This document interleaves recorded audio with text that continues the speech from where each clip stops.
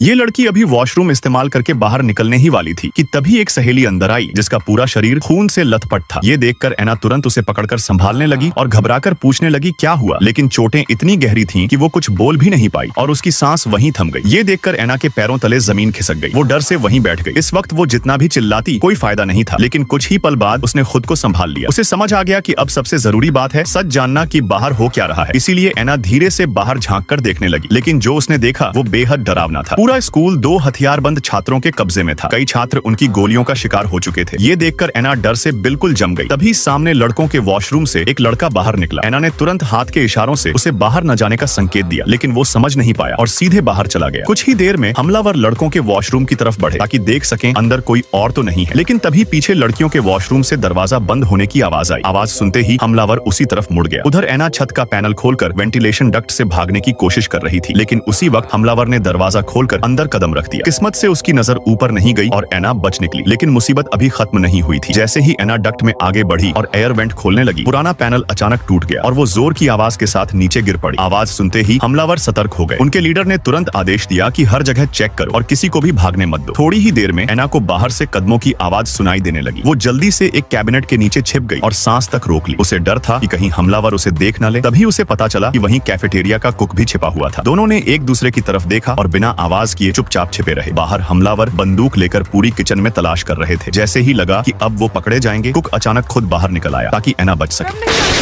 एना डर के मारे अपना मुंह दबाकर बैठी रही ताकि उससे जरा सी भी आवाज ना निकले। कुछ देर बाद भारी आवाज के साथ दरवाजा बंद हुआ। तभी एना धीरे धीरे उठी और संभल कर बाहर रेंगती हुई निकली। इस बार किस्मत ने साथ दिया। वो पीछे के दरवाजे से बाहर निकलने में कामयाब हो गई, लेकिन जैसे ही वो तेजी से स्कूल के मेन गेट की तरफ भाग रही थी, उसने सामने काले सूट में खड़े एक आदमी को देखा